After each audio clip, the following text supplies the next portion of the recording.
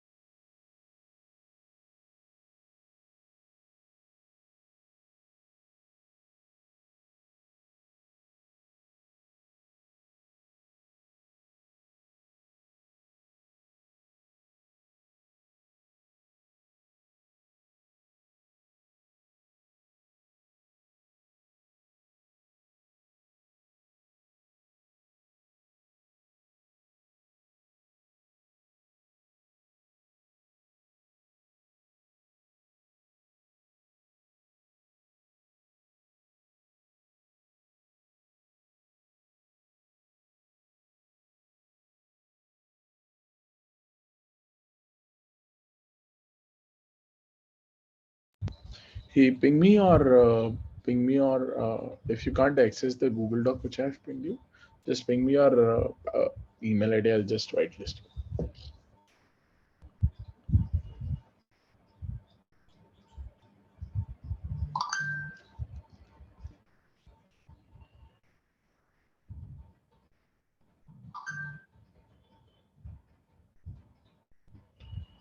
Okay, let's start with the session.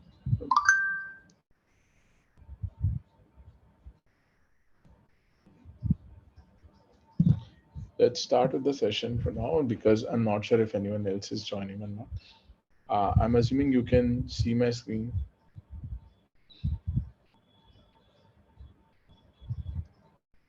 Okay, so today we'll start with singleton pattern.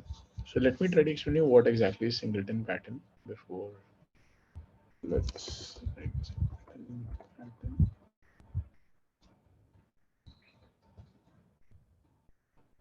Okay, so basically this singleton pattern ensures that a class has only one and only one instance and provides a global point of access to that instance. Okay.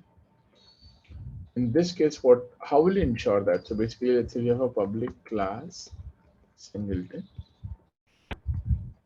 and what we'll do here is we'll say that there's a private instance of this particular class, which we call it a singleton. Let's call this as unique instance.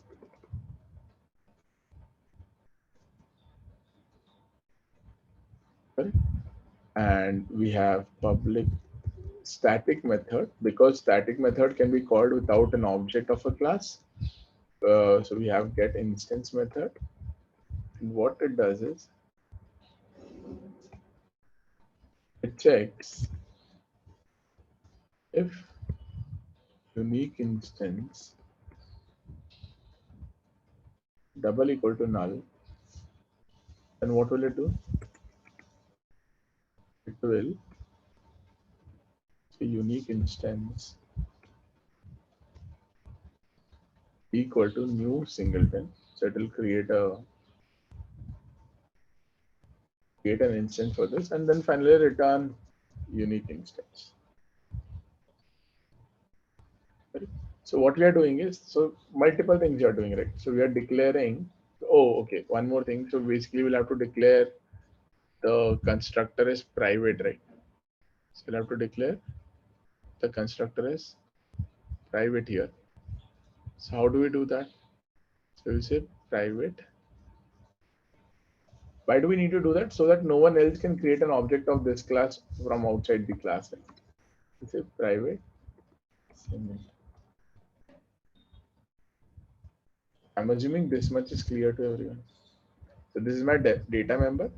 This is my private constructor, and this is my static method, which will help you to get or create a new instance of this particular class. So what all things you have done? So we have declared the constructor as private.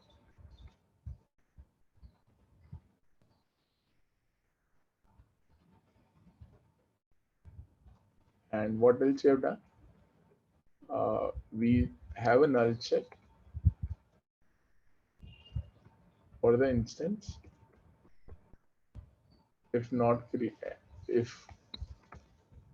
created, then create one. Otherwise,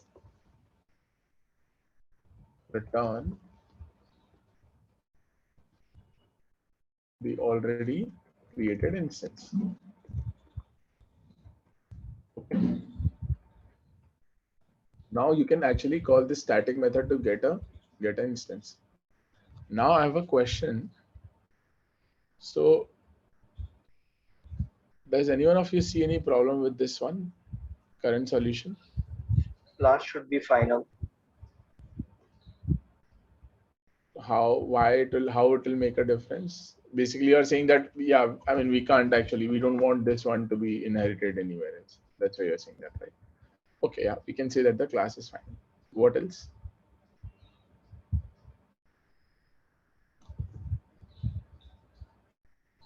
Can still result to creation of two instances. Sorry, It can result in creation of two instances still. how and why? Can you explain me that? Say for example, one of the thread enters it. Uh, so it should be synchronized. I mean, because if two threads enter at the same time, okay, Uh-huh. and if first thread checks the unit instance is null, okay, and suddenly it is being taken off by CPU, and another thread gets inside at the same time. It verifies the condition and creates the instance. Now when the previous thread, when it checks again, it will see that the unique instances it has already verified that unique instances now, so it will create another instance of that same. So two instances would be created. It's not a singleton, I would say. Okay. So basically, let me try to explain you again. So basically, so if it's a multi-threaded application or in a multi-threaded environment, the problem is that let's say two particular threads at the exact same time actually call this particular condition, call get instance method, and both of them checks for this condition, and both of them gets this as null. What will you do? You will end up creating two instances here. The first instance will update it, and the second instance will again update it to the new singleton. So second instance will finally be present, but you ended up creating two instances here because both the threads were actually uh, you know uh, both the threads have actually verified this condition, and for both of those threads this condition holds true. So you end up creating two different instances, and then you return one of those. So the problem is that even though you are saying that it's a singleton class, if it's a multi-threaded environment or if it's a multi-threaded application, then in that case, this condition might be uh, might hold true for the two threads at the exact same instance, and in that case, you'll end up creating two instances. So how do you actually ensure that you don't end up calling this block together? So there is something called synchronize block or synchronize, which you can put in front of every single method in Java. There can be different ways. So basically, this particular execution should happen in atomic operations. As long as this is happening atomically, you're good. There shouldn't be any problem. If this particular part is not happening atomically, then there can be multiple threads which can verify the same. I mean, which can actually uh, go ahead and make this condition true, and then you might get the incorrect result. Now, either so it depends on language to language, but what you can do is if it's a Java, you can say synchronize. You can make this complete method a synchronize method, and that will make sure that only one thread is entering this at one point. Or what you can do is you can make this block as synchronized as well. There is a way to do that. I'm not sure how to do it in Java. We call this as synchronize here, something like this. So this, or you can call it as atomic here. So this particular one, this block is executed atomically, and then you return only one instance can be created at one time, because atomic means that only one thread can actually enter this block at one time, not the complete, not multiple threads can actually enter this block at the same time. And if there are two threads, then there will be a race condition, and one of the thread will get the priority and one thread will execute, and then only the second thread will be able to execute. So this is the standard way to actually write any synchronous, yeah, basically, create a singleton pattern. Anyone, any questions here? Okay, so this is In a case of singleton pattern. in case of Java, you have to use that singleton instance as the variable private statics. It should be declared as a volatile, I guess. It's not necessary, so it depends, right? It doesn't need to be volatile. I think volatile also makes sure that it's only one thread can be executed in one time. No, it will publish the changes made to the instance at the same time. I mean, to all the threads who are reading it. So I guess it I see. should be. I see. I think it should be declared as volatile. But I I see. I didn't know the exact working of that. But should it I be see. declared? I see. Yeah. Okay. Let me check that and get back to you. I think I have created this singleton classes and I haven't declared it as volatile, but I get your point. So you're trying to say that if there is a cache on the top of this, like some kind of a cache, then if you declare this is volatile, then the same value will be published everywhere. I think So that this should be public, private, static. So as soon as your object gets created and all the instances get initialized, the changes would be published to the global memory, because every thread would be caching the object on its side. So publishing that to the global memory where the main copy is, that the changes would be published over there, so that they can, when they are reading it, they'll read from there. I mean, and the individual copy of the thread will also get refreshed in case of a volatile. That's what I Got understand it. from that. Got it. Got it. I have used applications where I haven't used the volatile keyword, but there is no harm in actually putting the volatile. I get your point. Whatever you're trying to say, you can call it as volatile, but it's not. I mean, it depends on the kind of application you're designing, because this is every single time we are assuming that whenever you need to get an instance, you'll get it from here, and you're not caching it. Basically, volatile just avoid the caching. That is this you are, by declaring it as volatile, you are making sure that you don't cache the data and you always read it from here. But without volatile as well, I think it should work as far as I understand. But I can double check this and get back to you. But okay. So you're saying that it should be public, static, volatile, singleton. Okay. Now let's try to move. Let's try to understand the other design patterns. So now we'll try to understand the factory So pattern. Prakhar, I have one. Sorry, Prakhar, Go I ahead. have one question in this. If Go we ahead. are running the application in a multiple JVM scenario, like our application on running multiple machine and multiple JVM is there, then each JVM have their own singleton copy. So how? That's correct. No, it is not across. It is not same across the multiple instances. This is within one application, right? So basically, within one instance, you are trying to make it as well. Yeah, but singleton, if you see the It ideal doesn't. definition of the It's singleton, it should be single across the application, right? it's up across the multi-threaded application, but multi-threaded application is running on one particular JVM machine, right? If there are multiple JVM machines, then you can't really handle it on multiple machines together, right? Yeah, but there might be some way to handle this. Otherwise, it will create a problem at the application Why it level, will right? create a problem? Because if you are trying to create a single object for that particular request, but it will create, maybe it will create a multiple. If request is going for different machine, different time for the same request, then it will create a multiple things, right? Multiple object like PAN card and other scenario. Then it should create some issue, no? No, I mean you can't ensure it across multiple machines. To be honest, that's not possible, right? How will you ensure that? I don't see any problem having the same. I mean, the different instances across different machines. It's everything is at a machine level, right? You can't really bring this logic out of the machines. Some way on the application server level or somewhere So we again, can then so that's again right. So there, if there are multiple instances of application server, then how will you handle that?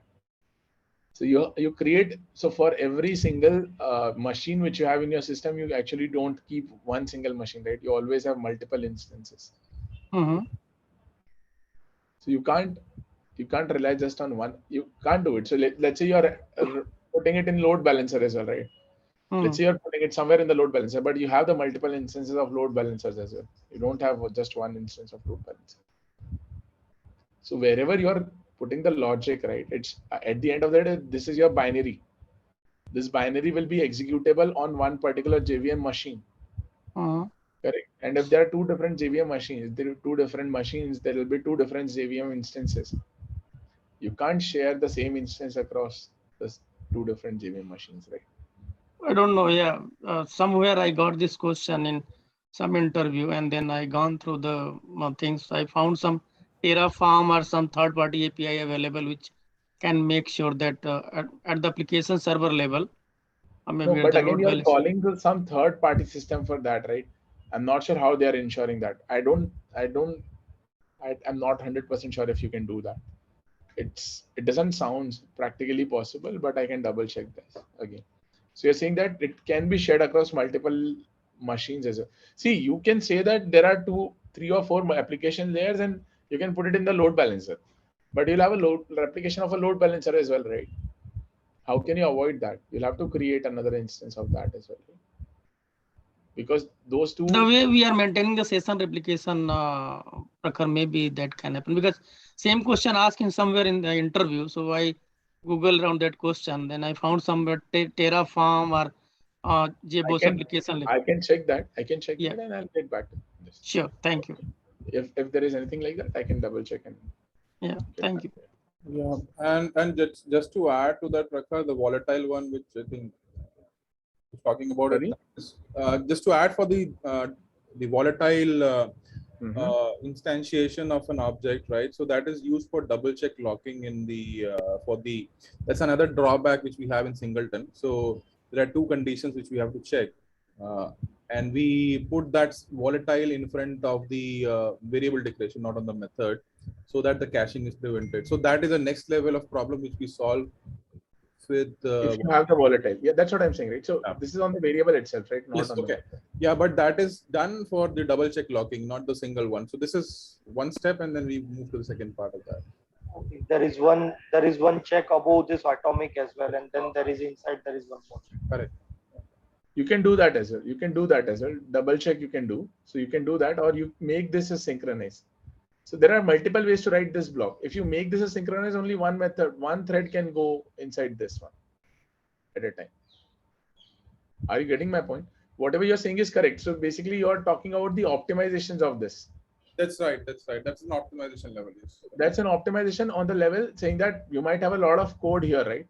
You might have a lot of code here, correct? So if you have a lot of code here, you might not want to make this as synchronized. You might want to execute some of the part in parallel. So you somehow make this part as atomic. Are you getting my point? So now there are different ways to write that logic. Yeah, no, I agree with that. And I just wanted to put my thought on that. Yes, you're right on that. Okay, got it. Got it. Makes sense. So I have to check if this can be shared across.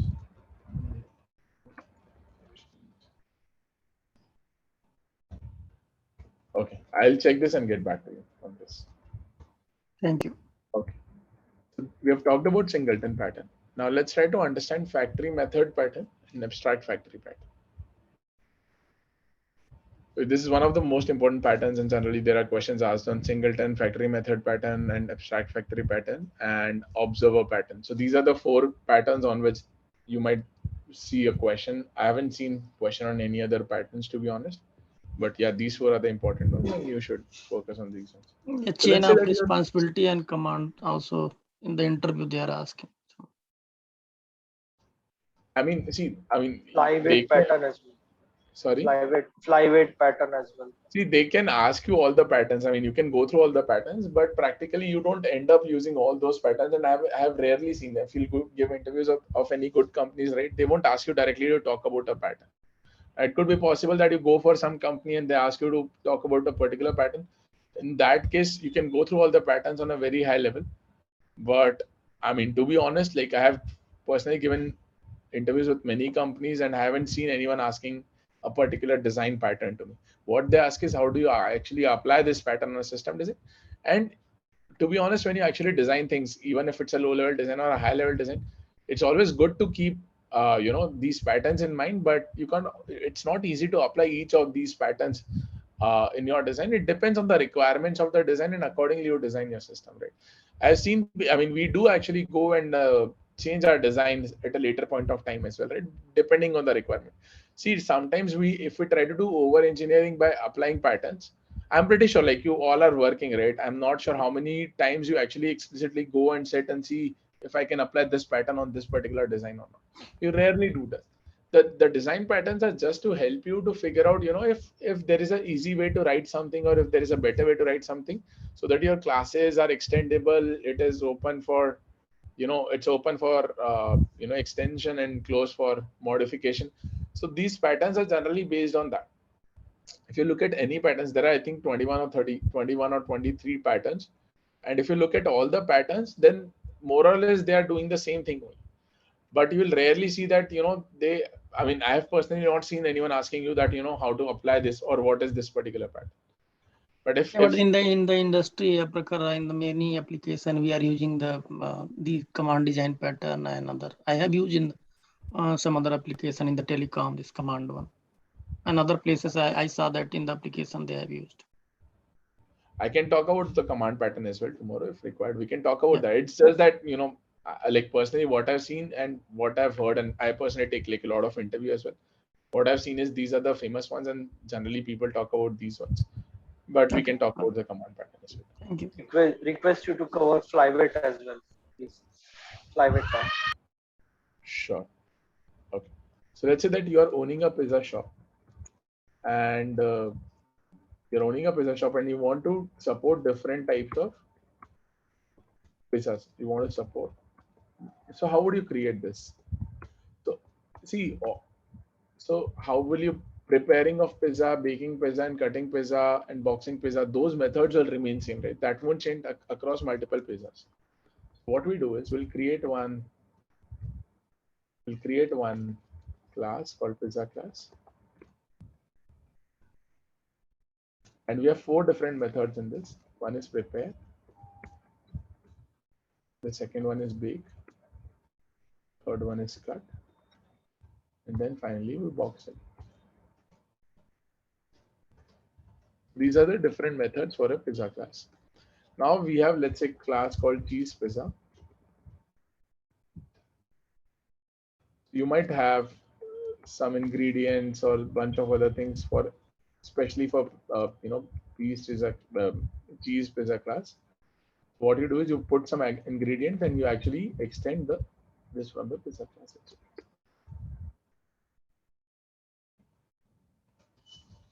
Similarly, you'll have veggie pizza. You can say that you have a veggie pizza. Similarly, you'll have other pizzas as well. Right? Now, let's say that you have a class called pizza store. Now, what is the responsibility of this class? So basically, you'll have a method called pizza store, order pizza, which will return a pizza for you. This is this order pizza method, which will take the type of pizza. Okay. Which will take the type of pizza. And what you have to do is, and here you have to figure out. So basically, you'll have to write.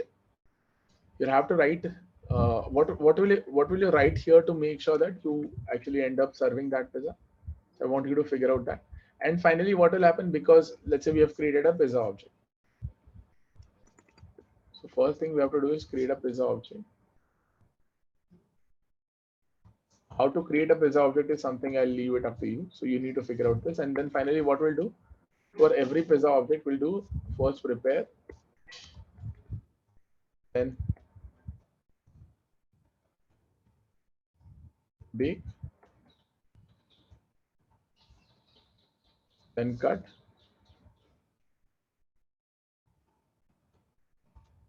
and then finally box it.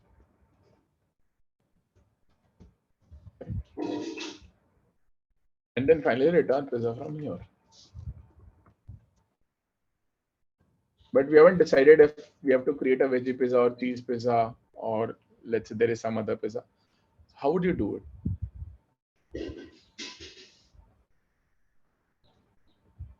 So see, one way is basically what you do is you actually write the code here itself. You write if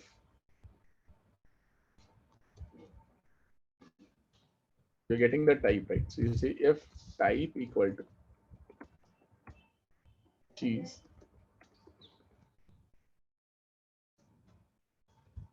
the type is equal to cheese. Then you say pizza equal to new cheese pizza.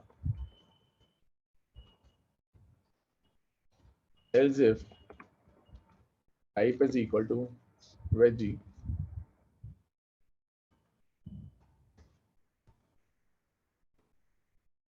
then you do pizza equal to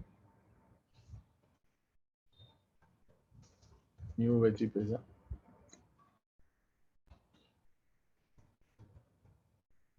And you keep doing this and so on.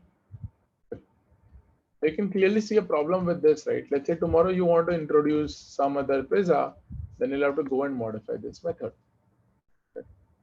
Is there a better way to actually remove this responsibility of creating the pizza from here and shifting it to some other class? Can you think of a way to do it? So basically what you do is we create a class called simple pizza factory.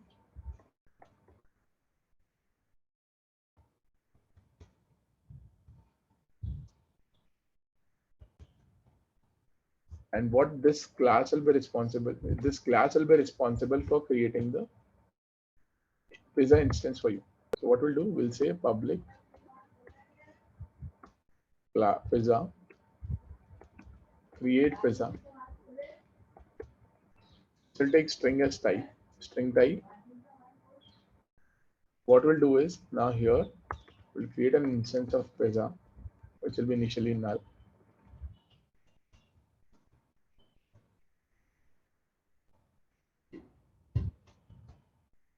And now we will have this logic, the same logic which you are writing here, we'll shift this logic in this class. And this pizza factory is responsible for actually creating the pizza for you, an instance of pizza for you.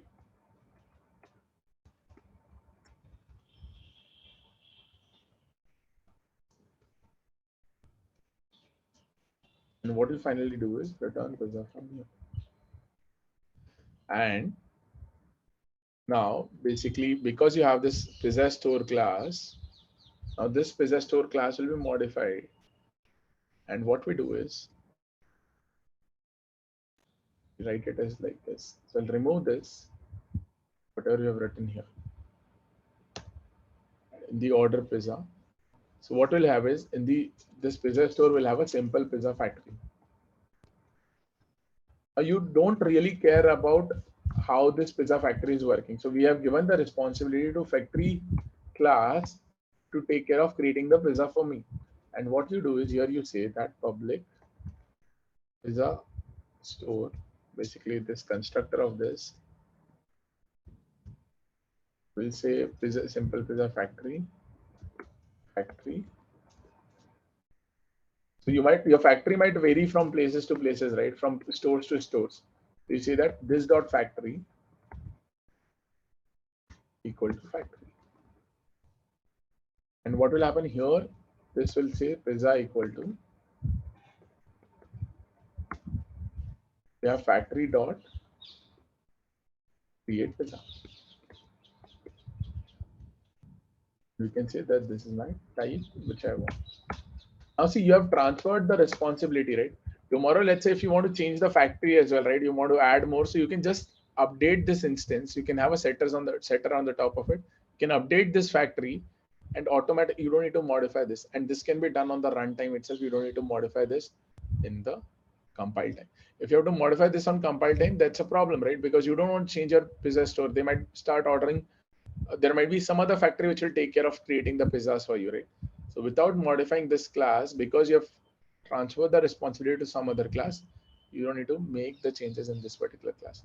Tomorrow, let's say if you introduce some other pizzas, then you can create another instance of a simple pizza factory, which will have all these instances. And actually, once you create the simple pizza factory instance, you pass it as a part of the main class. So basically, when you're creating a pizza store, you pass that factory from where you will actually create these pizzas as an instance of creation of this particular instance.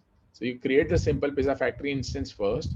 You pass that as an instance when you're creating the pizza store, and you can modify this pizza store as a factory as well if required without modifying this particular class. So what are the observations? Let's write down all the observations that you have.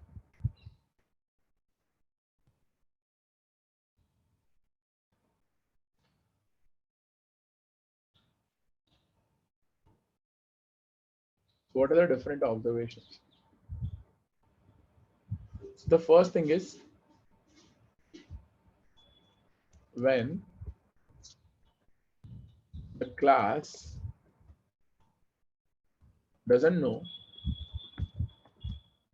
which subclass has to be created. So this was my these are my subclasses, right? These are all my subclasses. Subclass has to be created. Then the responsibility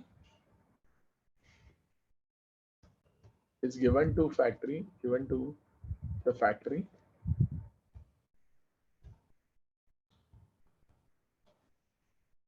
to create an object of for a class. So what is my class here? In the pizza class, these are my subclasses of the pizza class. I am not sure what particular subclass I need to create. So basically what you're doing is you're giving a responsibility to the subclass to create an instance of this particular class. Now it could be possible that let's say that tomorrow you have let me try to explain you with the help of this with a different example altogether, right? So let's say if you have different menu for home delivery and different menu for ordering, correct? So basically if the pizza store instance is for the home delivery, then you pass that particular factory as a separate factory here. If it's for for the store visit, then you pass a separate factory. As I told you, right? You can have different. So basically, you can maintain both the factories, and based on the requirements, you can actually change the factory on the runtime as well. This is the other advantage which you get. So we can say that advantages update the factory on runtime as per the requirements. Also, same pizza class can support multiple factories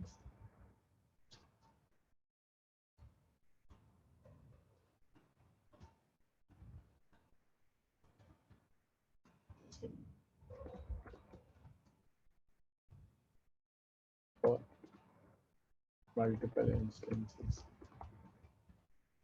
This is the main advantage which you get with the factory. Okay, so I hope this is clear to everyone. Now you might want to support pizza of different styles as well, right? So let's say if you have, let's make it a bit more complicated. So let's say you might want to support different style of pizza as well. Let's say if you're supporting three pizza stores, you're supporting a New York pizza store,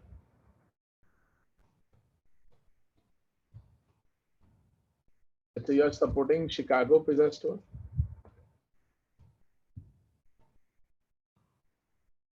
and you're supporting California pizza store.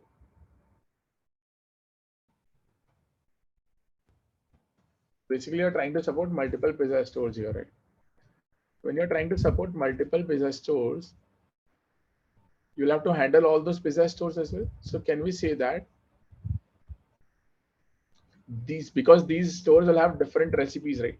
So can we say that these stores might have different recipes for the same style of pizza? So the cheese pizza in New York might be a bit different from the cheese pizza in Chicago, right? We'll have to handle that for different types for the same type of pizza. First thing which you'll have to do is you'll have to create a public class pizza store. Now in this pizza store, our factory will remain same, right? So now basically we'll have a simple pizza factory. So I can copy this. This will remain same, and this is still returning the pizza factory. Right? Now basically there are different classes as well, right? So you can have in the public. Here we are supporting one single class. Now we'll have to support multiple stores as well, right? So basically you can say that that's how we have designed this one, right? Now basically we'll have to change this. We'll have to say that we are supporting New York Pizza Store. For Pizza Store, we'll have to support New York Pizza Factory, style Pizza Factory, and Y Factory. We'll have to support Chicago Pizza style Pizza Factory.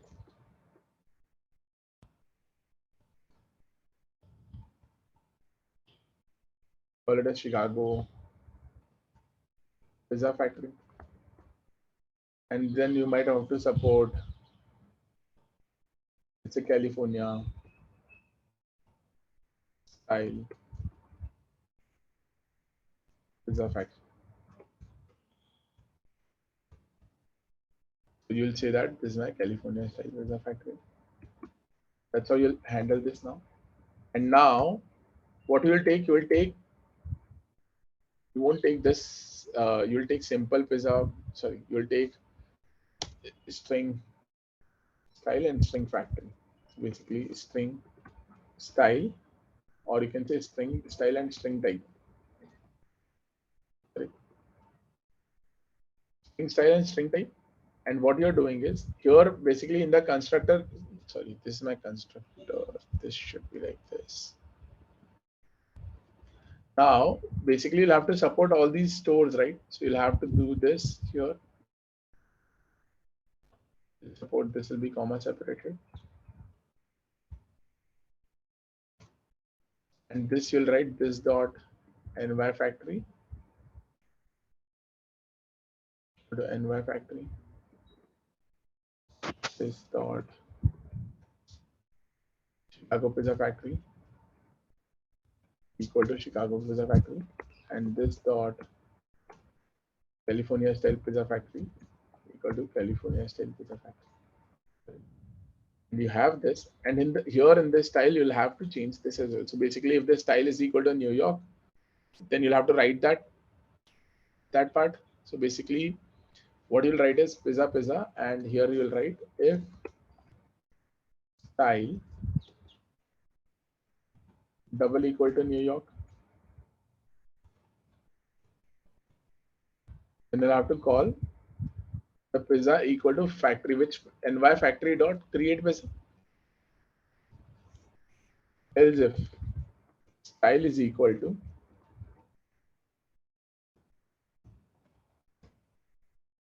California, then you'll have to write that as well. Let's write pizza is equal to California factory or California factory style pizza factory dot create pizza as a type here, and then else if style is equal to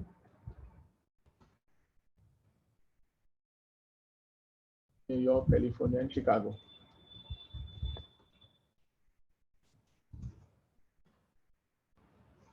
Hey, am I audible to everyone?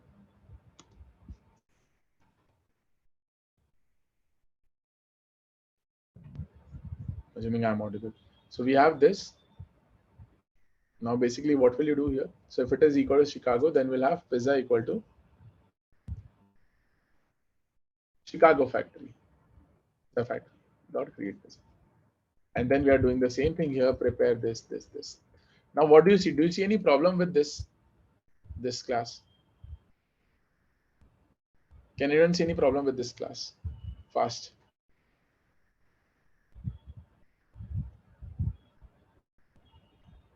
Can anyone see any problem with this class or not?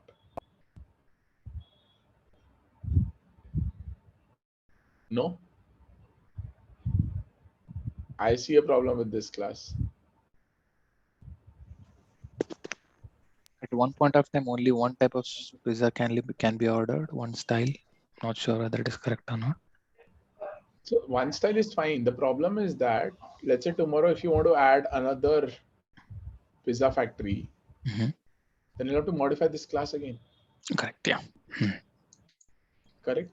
Now I want all of you, I'll give you 5 to 7 minutes to all of you to think of a way to somehow move this logic out of this class, pizza store class.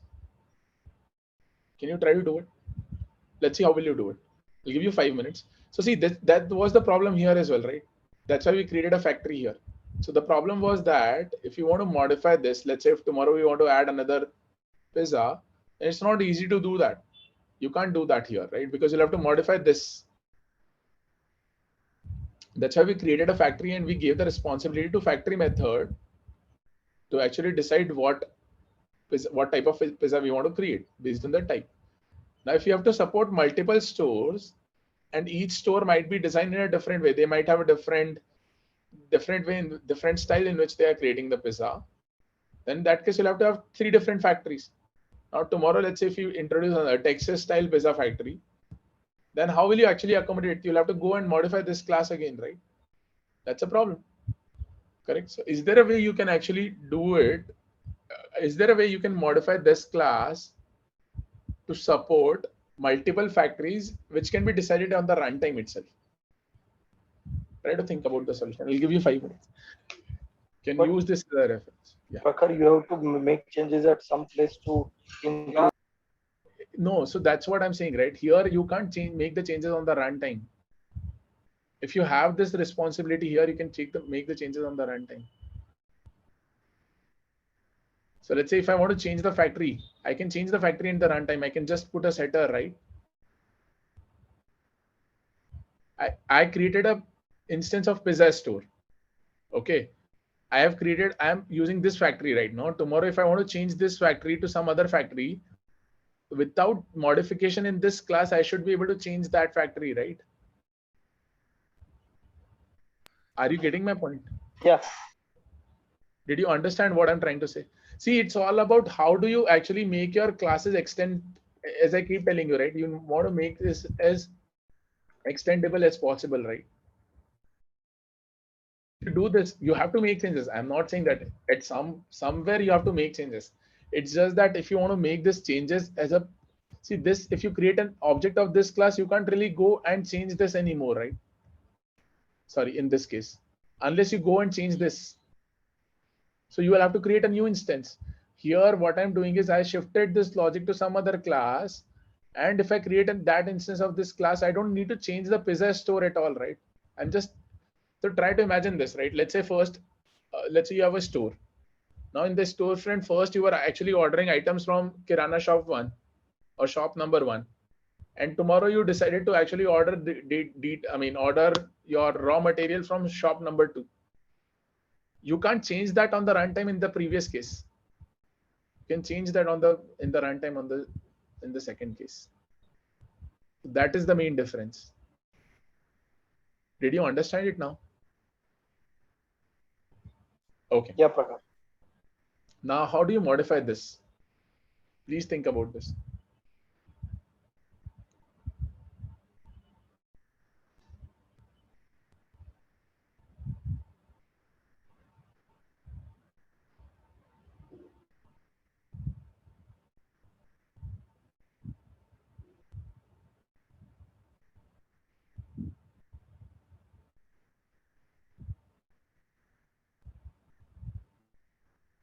This will be interesting. If you are able to figure out, that will be, if you're able to figure out, that will be great.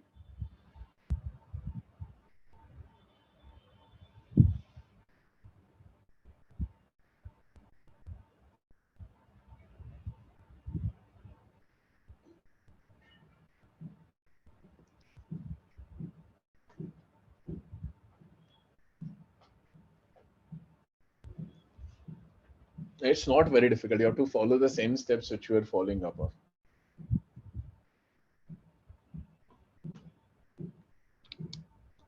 I hope everyone has access to docs so that they can try it on their own by looking into previous examples.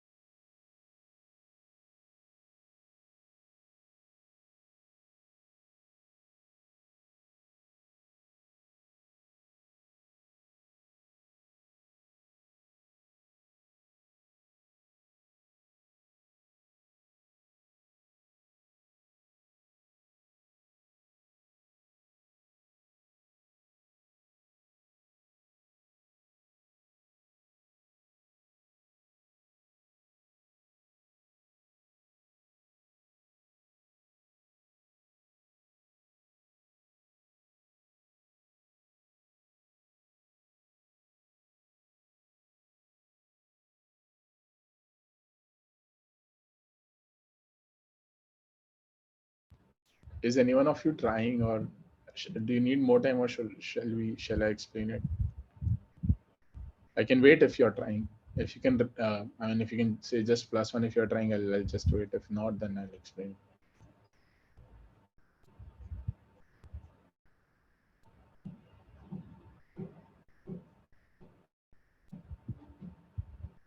Okay, so no one is trying. Yes, no. At least try. If you're unable to do it, I'll explain it to you.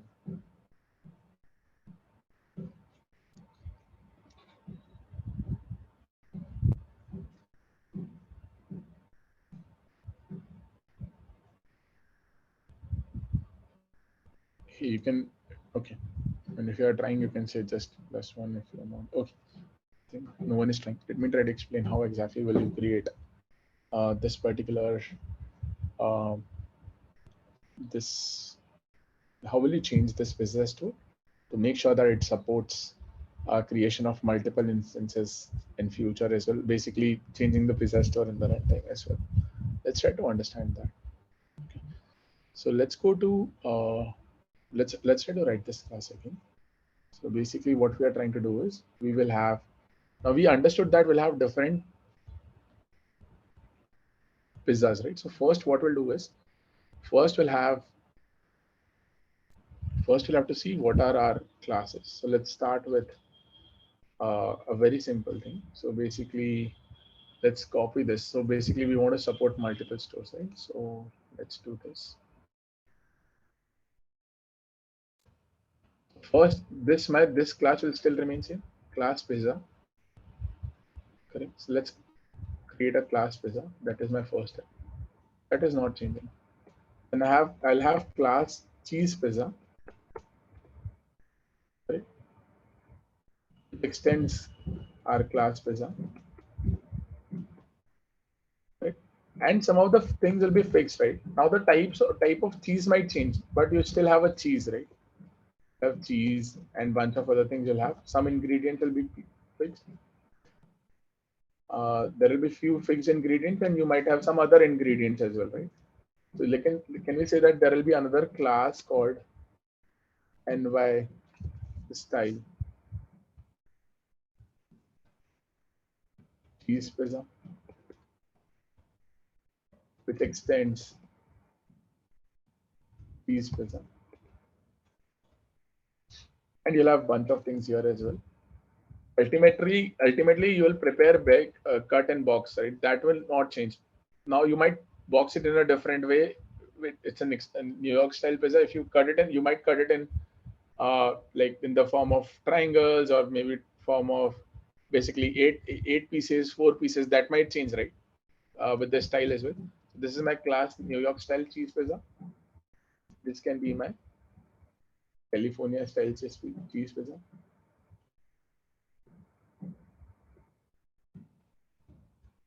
And so on. Similarly, we'll have veggie. So we'll have class. Let's take one more example. So we'll have class veggie pizza. Some of the things might remain same here. Some of the things might vary. So we'll have veggie cheese pizza, the New York style veggie cheese pizza, veggie pizza. Ingredients might change as well, right? So you'll have California style veggie pizza and so on. And we'll extend what? Veggie pizza here. I hope this much is at least clear to everyone. Now see, we'll have to create what? So earlier we created factories, right? So we'll have to create different factories first. So my first factory will be what? I'll have to create different factories. So what are those factories? So you'll have New York style pizza factory. Sorry, good. Are you saying something? Is anyone of you saying something? Okay. No. So basically we'll have different factories, right? Correct. Now what we can say is we'll have New York. So public class. Can we say it out? We'll have NY New York Pizza Factory.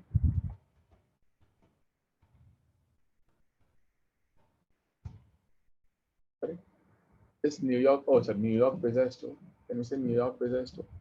It's and so first we'll have to create a pizza store class, right? So we'll say public class pizza store. What this pizza store will do? This pizza store will have order pizza as a method, public pizza, order pizza. It will take string type of pizza you want, correct? What will this will do? You'll have type, and what will you do? You will say pizza equal to create pizza. You can keep it here, or you can actually shift it to a separate method as well. And then you'll do pizza.bake, pizza.prepare, pizza.bake,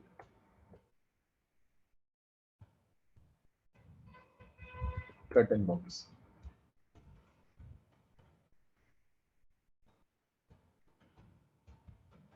Pizza.box. I hope this much is clear to everyone. And here I can write that we have a protected abstract pizza create pizza. Basically, each of the methods should implement this, right? Whatever will actually have extend this particular class, that should actually write their own way to actually create a pizza. And we'll say that here we have a string type. That's it. And if you want, you can have more methods here. Now, basically, we'll have a New York pizza store. So public. Can we say we have class New York pizza store? Will extend, which extends the current pizza store, right? Now what we'll do, because you're extending the current pizza store, we'll do pizza, create pizza. We'll take string item here. And can we say that? Here we are saying that if items equal to item dot equals cheese,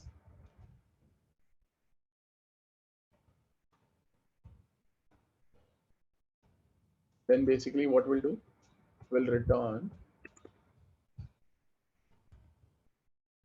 New York style pizza, cheese pizza, New York style cheese pizza.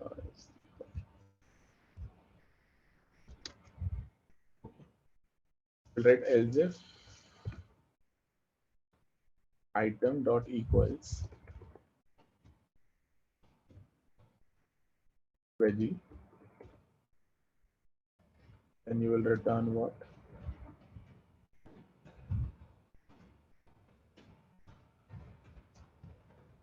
Return New York style veggie pizza.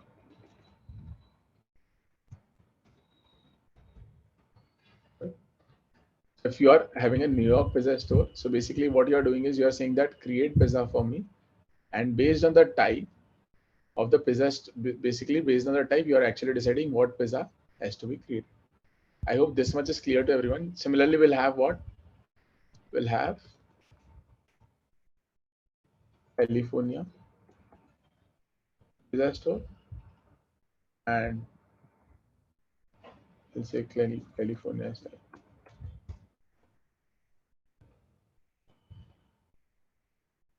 The California style, and so on.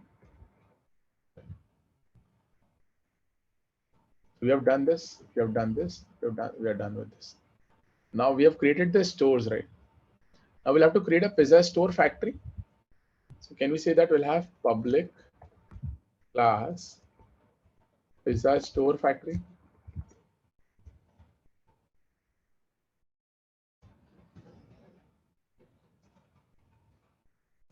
So what we are doing here is we are saying public pizza store And we are saying get pizza store franchisee.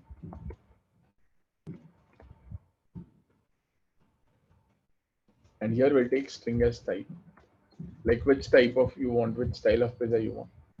And here what we'll do is we'll say that there's a pizza store, get pizza store franchisee, and we say that pizza store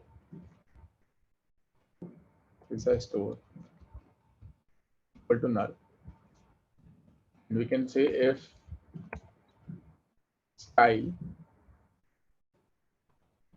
dot equals New York NY, then what we'll do is we'll say pizza store equal to new pizza NY pizza store, New York pizza store.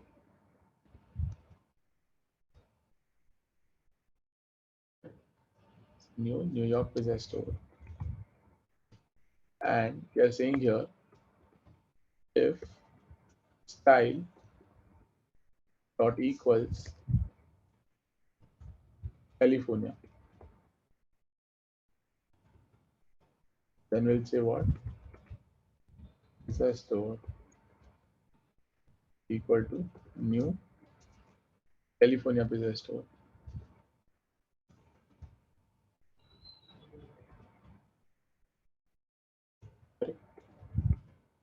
And so on. We'll have this. And finally, what we'll do is we'll return pizza store.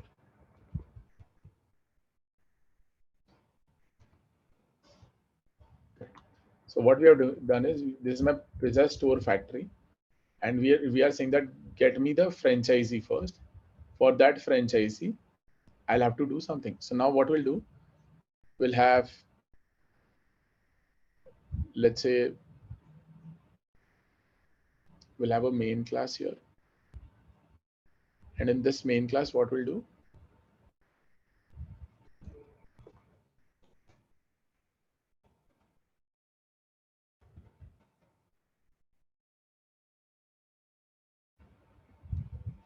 public static void main, we'll have this. And what we have to do is we have to create a pizza. We have to get a particular type of pizza.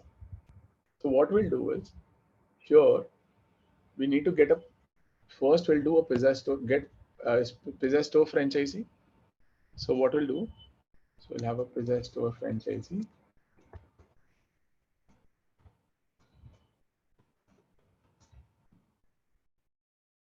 Franchisee equal to get pizza store franchisee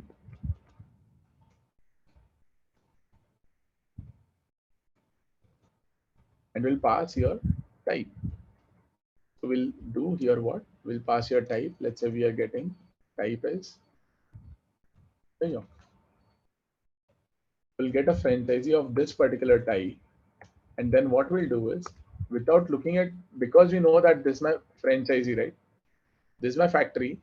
What I can do is I can call this pizza store dot, this is my pizza store franchisee, get pizza store. So we'll get a pizza store and without looking at this pizza store, right? So we have got, just a second. Sorry, we'll say pizza store. Yeah. This is my factory method, Yeah, right? that's right. Yeah, that's a factory. Wait, this will return pizza store. First, I'll have to create a factory. So pizza store factory. I'll create an object of pizza store factory. Actually, you can have this as a static method. You don't need to. Basically, what you do is you say that with pizza store factory. Just a second. Dot get pizza store franchisee. Then here you'll get a pizza store. And without looking at this pizza store, right, so you got a pizza store of this type. And you say that because I got a pizza store of this type, I'll say pizza store dot create pizza. Now in this create pizza, what you can do is you're saying that I want, where is my create pizza or sorry, order pizza. So I'll say pizza store dot order pizza, and then here you say that string of what type of pizza you want. So let's say if you want cheese pizza. Correct? So it will take care of, because it'll call this order pizza and it will take cheese pizza, and the pizza store is of what? It will be type of New York. It will be New York type pizza store, right? So it will return New York style cheese pizza, New York style pizza store. Because you're returning New York style pizza store, it will go here. It will go to call.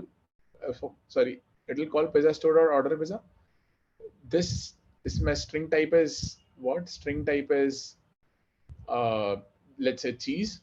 So it will come here. It will call create pizza for you, and it will call create pizza of which method? It will call create of this one, correct? So you'll have the order pizza as well as create pizza. It will call create pizza of this one.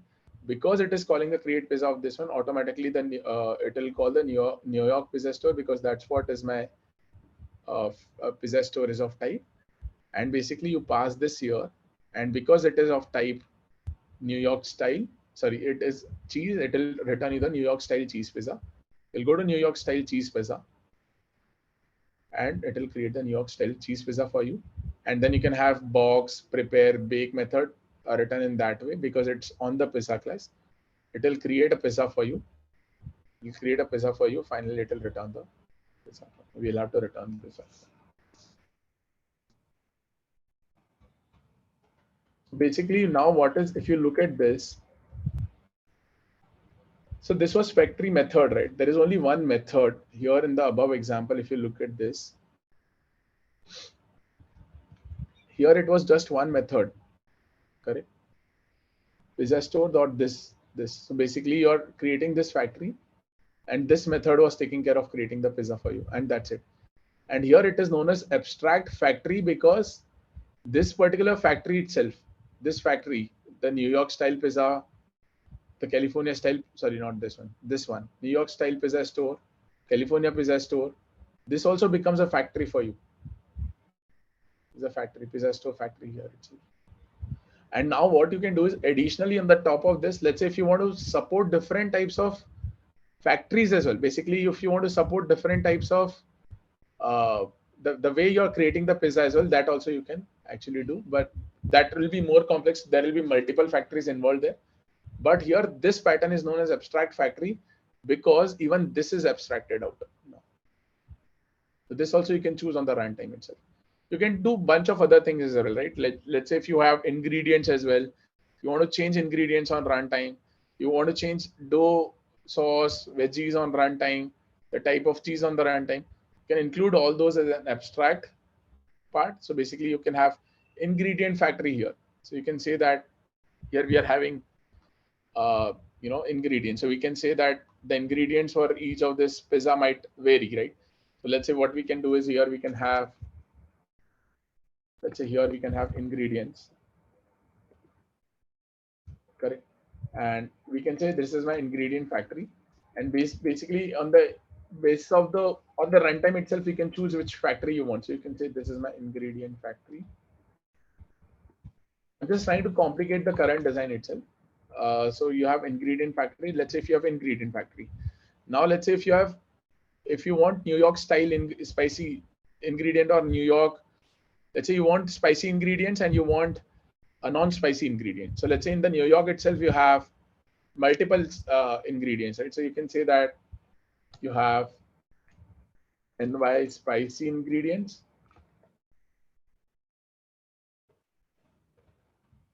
and you have NY non-spicy ingredient.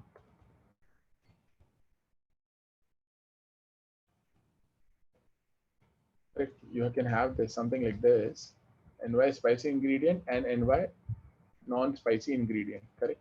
And basically, when you are actually creating NY style cheese pizza, correct, you might want spicy ingredient, might want non-spicy ingredient, correct? So basically what you do is, here when you're creating the NY style cheese pizza, you'll have get ingredients method for you. Get ingredients. So you can say that you'll have, okay, wait, let me try to explain this. So you'll have prepare, right? Pizza.prepare. So pizza.prepare method might take your ingredients as well. Let's take ingredients as well. Or basically, you know, let's say that you want taste. It should be, so the taste is another string taste. And this is basically, it should be spicy. It can be spicy or non-spicy. You're taking that also as an input from the user. Now you can actually decide this on the runtime as well. If you want to export something as well tomorrow, then you should be able to easily do it. Let's say you have envy spicy ingredients, envy non-spicy ingredient, and you have in the prepare method, when you're writing this New York style cheese pizza, you'll have a prepare method. In this prepare method, you will take taste, string taste. Right? Now you might want to support multiple taste in future, right? So you can say that you want to get the ingredients. So you'll say ingredient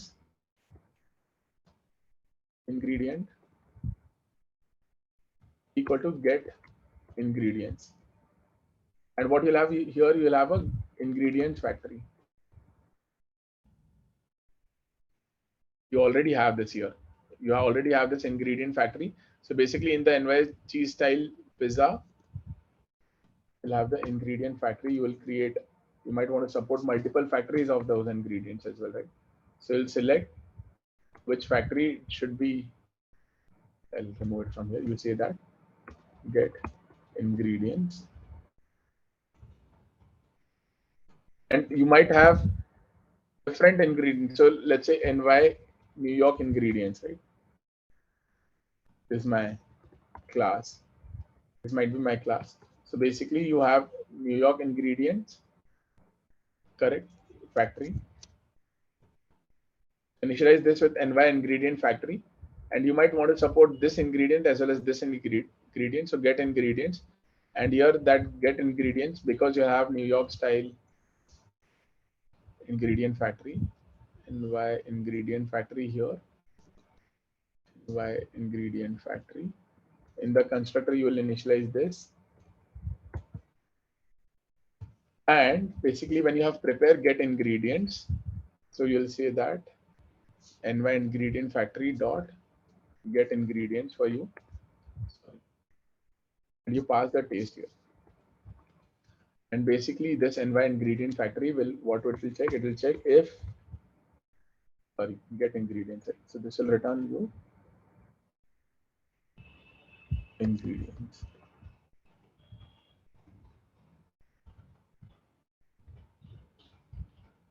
Ingredients, get ingredients based on the taste, so string taste. And what you will take if taste is equal to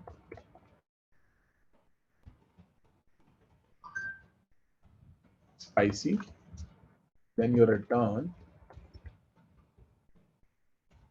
NY spicy ingredient. Otherwise, as if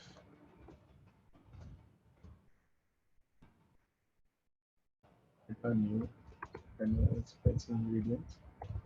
Otherwise, as if the taste is equal to non-spicy, then you return that.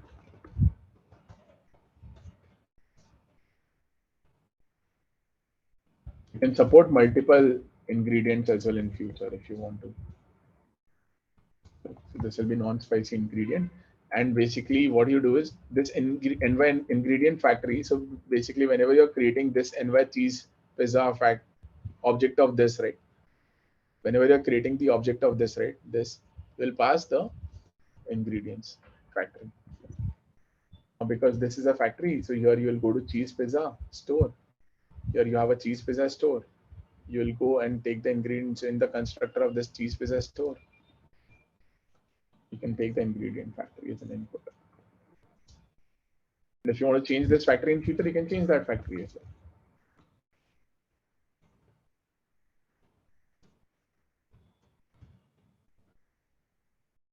Take this and you construct, you say that this is my ingredient factory. What is this? Simple. And if you want to change this factory, you just change this factory and automatically have everything will be handled because you are passing this as a factory. So basically what you are doing is we are abstracting out multiple things here, right? So earlier there was just one method. Now we have, instead of keeping that as one method, we have abstracted out multiple functionalities. Like we have multiple stores as well, and those stores are also abstracted out now. We have multiple ingredients; those ingredients are also abstracted out. So basically, we are depending on the factories for the things which might change on runtime, correct? And that's why we call this as abstract factory. Basically, you are abstracting out the factory itself, multiple factories itself. So when there are multiple factory methods, right? And for each of those factory methods, you actually abstract out. I mean, there can be multiple. It's not just one factory method anymore, and that method itself, like simple pizza factory, became multiple pizza stores now, right? Now, because you have to support multiple pizza stores, you'll have to abstract that out as well. That's why this is known as abstract factory pattern. Any questions here? So basically so the simple thing is basically you transfer the responsibility of the things which might change in runtime. You transfer the responsibilities for those subclasses to some other class, which will take care of returning the instance of the object, returning to the instance of the subclass, which might change on the runtime. Okay, is this clear to everyone? So see, these are my different design patterns. Now we have solid principles and whatever we have read so far, right? I'll cover the flyweight pattern and command pattern tomorrow, but you might have heard of the solid principles. Let's see if we can cover a part of it today. So there is solid principle. So S stands for single responsibility principle. So what it says is, Can I tell ask me a what, question, Prakash? yeah, go ahead. What's the difference between your factory and abstract factory? You're almost doing the same thing, right? I mean, yeah. No, so basically abstract factory is abstracting out the factory itself. See, here the difference, the main difference is here. See, here if you would have New York style pizza store factory, Chicago style pizza factory, and California style pizza factory, this is still a factory, right? This is still a factory method. Because you're supporting multiple factories, right? Are you getting my point? You could have written this here itself. This is my pizza store, right? Now this is my simple factory. What you could have done is, because I have to choose different types of pizzas. So for New York pizza store, you are saying that this is my New York pizza store, right? Sorry, New York pizza store factory, right? So you are saying that this is my cheese pizza, this is my veggie pizza. Now here, if you would have written like this is still a factory method only, right? Try to, okay. Do you think that this code is correct? No. Do you agree that this code is correct? No? I mean, the California The code style, is correct, right? The code is correct, right? but you're unnecessarily creating all the factories, right? Why you would do that? Yeah. No, you'll have to do that, right? Otherwise, you have, so you have a different cheese pizza for New York, you'll have different cheese pizza for California, correct? So you have to create two different factories. Do you agree here? Yeah, If you but write the code like this. yeah, but you will post this, you'll put this code in some other class where you will allow it to select based on the location. Exactly. So that is what is abstract factory doing, right? This is my factory method. This is my factory method, right? Why this factory method? Because New York, let's say if we just have one particular factory, see, if we have to support just one particular factory, let's say if you have to support only cheese pizza and veggie pizza and some other types of pizza, we say that this is my method only, right? Give me a method, give me a pizza, order pizza, and you have create pizza. This is my simple create pizza method, right? In this one, in my pizza store. See, this is my one method which is actually acting as a factory for you. Did you understand this much? Yeah. Correct. Now we don't want our design to limit it to this much itself, right? Correct. So this is my method, right? One method, which is handling all the different types of pizza. Now, if I still stick with the method, factory method, then because these are my different, New York pizza store is different from the Chicago pizza store, right? So these will be different. So I have to include this code in the pizza store itself, right? Did you understand this much? Yeah. Now I don't want to put, because let's say tomorrow if I want to add another store, type of store, let's say Texas store, then I'll have to modify this code. Do you agree? Because I'm limiting myself to factory method here, factory method. Did you understand this much? Yeah. Now I don't want to do that, right? I want to move this logic as well to some other class, correct? So I'm abstracting out this factory as well. These are my different factories, right? Sorry. In the simple factory pattern, or you can say factory method pattern, you are just depending upon one particular method, while in this abstract factory you have defined one abstract class, and then you're depending upon the subclasses to provide the implementation for the same. Is that correct? Exactly. See, here if you have to add another factory tomorrow, a Texas factory, then you'll have to modify this code, right? This class, right? You don't want to do that. Although these New York pizza factory is my still a factory method only. This is my factory method only. New York pizza factory. So let's say if you have New York pizza store, this will be my simple pizza. But let's say if you want to add Texas pizza factory tomorrow, you'll have to go and modify this code. But these individual factories are, at the end, they are the factories only, right? I mean, these are factory methods only at the end of the. So that's what I'm saying, right? When you have bunch of factory methods and you actually abstract out the logic of those factory methods as well in some other class, then that is known as abstract factory. So these are my factory methods. Okay, there are still factory methods here as well. See, when I'm writing this, right, New York ingredient fact, sorry, not New York ingredient, New York cheese pizza, this is my still a factory method only, right? Here I have to check here where it is. See this. This is still a factory method only, right? Create pizza for California, create pizza for New York. These are my factory methods. These are my one methods, right? Correct. This much you understood. But these are the pizza stores, right? I'm abstracting out this logic from here itself. I'm saying that give me the pizza store on the runtime itself. So I have modified this logic here. And what you need to do, you just need to modify a new this pizza store factory tomorrow to actually support all the different types of pizzas. Did you understand now? yeah. You don't need to go and change anything in this class. This was like my pizza store, right? This is my pizza store factory. This is my pizza store. Yeah. Did you understand this? Got it, sir. Thanks. So basically, you're abstracting out the logic of this. So you can get on the runtime, right? Whether you want a New York one or I mean, let's say if you have a main here, you can get on runtime which pizza store you want to buy. And if you want to add anything, you don't need to modify this. You just need to modify this. Are you getting my point? Yeah, perfect. Same thing with the ingredients as well, right? See, I've added ingredients as well. So each ingredient could be each ingredient could be my factory method, but I'm supporting multiple ingredients, right? I'm supporting multiple ingredients, and within this factory itself, I am supporting multiple ingredients, right? This class can have New York ingredients factory that is deciding like which. So these are like different factory methods which are clubbed together, and then the logic is abstracted out in a separate class. For this ingredient factory, the logic is abstracted out here itself, right? On the runtime, if you want to change, you can change this.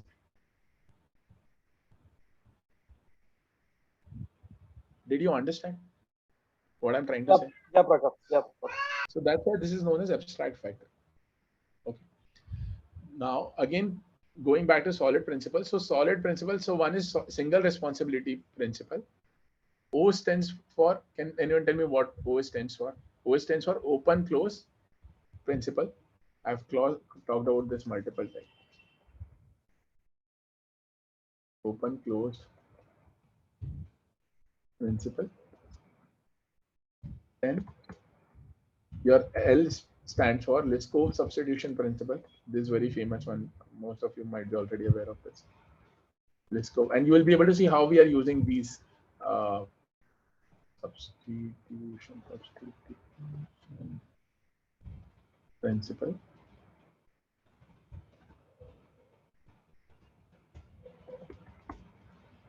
I stands for what? Interface segregation principle. There should be separate interfaces. Okay, I'll explain it to you. I've talked about this as well.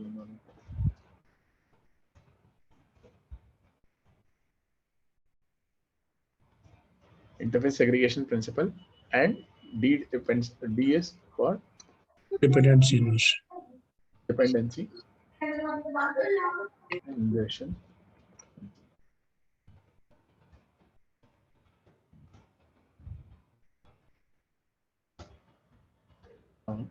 I think I'll be able to cover first two or first three only today. Let's see how many we can cover. So what is single responsibility principle? What do you understand? What can you think of if you hear this single responsibility principle? Any one of you? Class and method should have only one responsibility. Sorry, can you repeat? Class and method should have only one particular responsibility. They should be written against one particular task. So that there is a change in it, then if there is a change in that particular process of that function, then and then those class and method needs to get changed. Okay. Let's try to understand this. So what does single responsibility principle says? So it says that there should not be more than one reason for a class to change. Okay. Basically, each class or a method should have a single responsibility.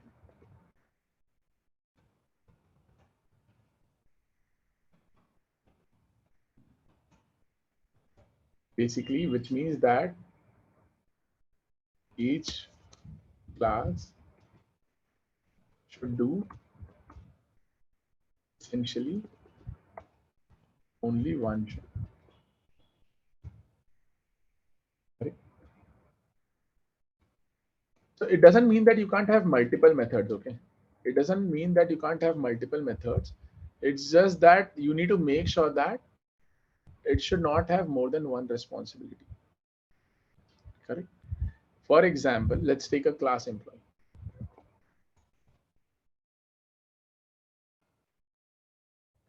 Now, one responsibility is calculate pay for this employee. Another responsibility is basically save information for this employee. Third method can be your describe employee. A second, my laptop is got describe employee. Okay, or we can take some other class, like let's say we have vehicle, right?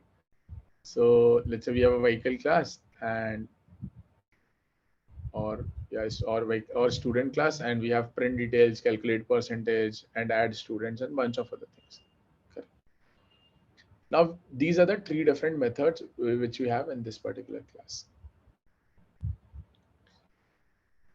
Now tell me how this is actually violating the single responsibility principle. Can you tell me?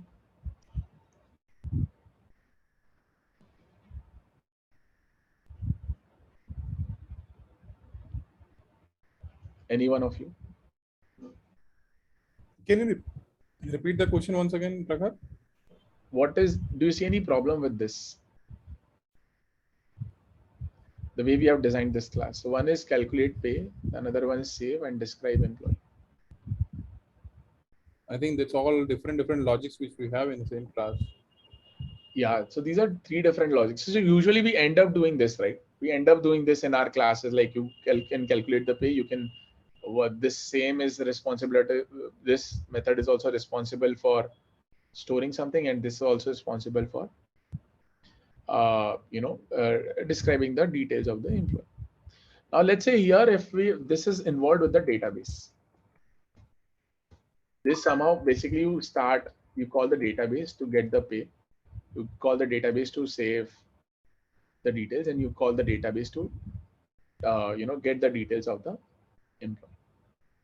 So here what is happening is you're having multiple responsibilities in one single class to actually do the payment, to actually save the details in the database, and to describe the employee as well. So here it becomes difficult to understand and test these classes. Why? Because let's say if you are actually describing something tomorrow, let's say if you want to change some description, your pay might not change for that, right? Or if you're saving some details, if you want to describe something else as well, these details might not change, correct?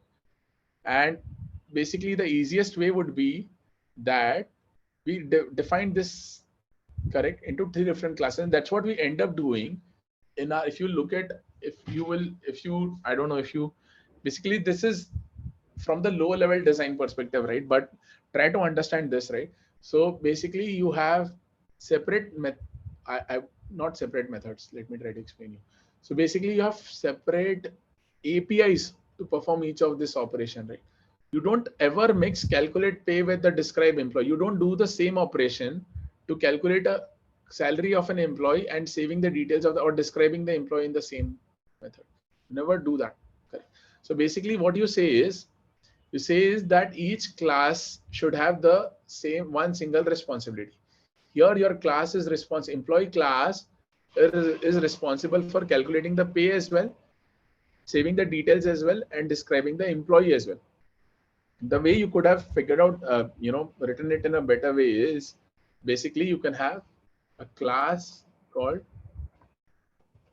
calculate employee pay,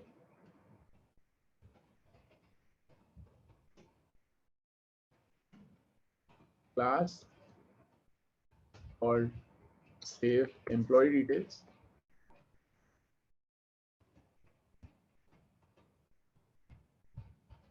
another class called describe employee, describe employee details.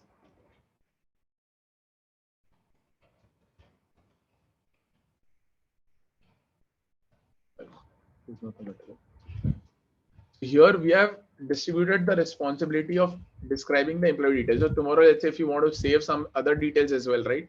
You might not want to change their description. So this class doesn't affect this class. Now see, on a very high level, it looks like how this is making sense and why is this really required, because you can actually do everything with the help of this. So it depends on the kind of requirements you have here. Because I'm taking an example of a class employee, actually think from the version perspective, it will be much more easier for you to understand why we say that each class should have a one single responsibility and should not have multiple responsibilities. Let me try to actually take a better example. This is not the best example. So let's say if you have, let me try to explain you with a better example, right? So because this example is very, I would say very simple example to explain you what exactly I'm trying to say. Okay, let's take this, right? So let's say you have a seller and you have a customer, correct? Now a seller and a customer are two different entities altogether, right? Now seller is a separate entity, customer is a separate entity on Amazon e-commerce. Now both of them are user, right? Both of them are user. They'll have the same name, same details, everything will be same, correct? So all the details will be same. But let's say if you want to display the details of a seller and if you want to display the details of the customer, the way you're describing those details might be different, right? Or the way you are actually, the way the responsibilities of those might be different as well, right? So you don't want to club those. Although both of them are user, you don't want to have a single class, a user class, and give all the responsibilities of the seller. I mean, have expose the methods of the seller as well as user in the, sorry, customer in the same class, although both are user. The problem is that let's say if you want to change something for seller tomorrow, those responsibilities will be automatically added for the customer as well. And if you change something for customer tomorrow, those responsibilities are added for the seller as well. So basically what you do is instead you actually abstract this out into a user class and you have a very specific ones which are very same things there, and you create a separate classes which will be extending your user class and have the separate responsibilities on in those classes. And if you remember, we talked about this principle as well when we were talking about the strategy principle, right? We say that only keep the things which will be constant in the same class, and that class should have one single responsibility and transfer the responsibility to some other classes. Don't keep all the responsibilities in one single class. For example, if you remember, we were talking about fly, like if what kind of noise it will make, what kind of how it will actually basically making the noise, or how it will fly. So all those are different responsibilities, right? And we transfer the responsibilities to different classes there. So this is your single responsibility principle. Each class should have one single responsibility. You should not club all the responsibility in one single class. Then the second is, I don't know if we can cover that. Someone will take over the meeting.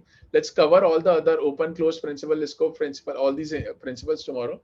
And I'll talk about the remaining couple of, the design patterns tomorrow, and then we'll be done with the sessions. Also, I'm not sure how many of you did join my previous session, which was on WhatsApp, auto suggestions for the WhatsApp, basically auto complete suggestions on the WhatsApp chat. Did anyone of you attend that session? And the details were shared with you for that session or not? I listened to the recording one. Got it. Okay. So that has been already shared with you, right? So I might have a session tomorrow. Otherwise, we'll definitely have one more session on Sunday evening. So if you can join, that will be great. Again, I'll be discussing another high level design question, altogether a different question from what you have discussed in the class so far. So if you're interested, you can join that session. And tomorrow we'll try to cover the other principles. And then we'll talk about the other two design patterns in tomorrow's session.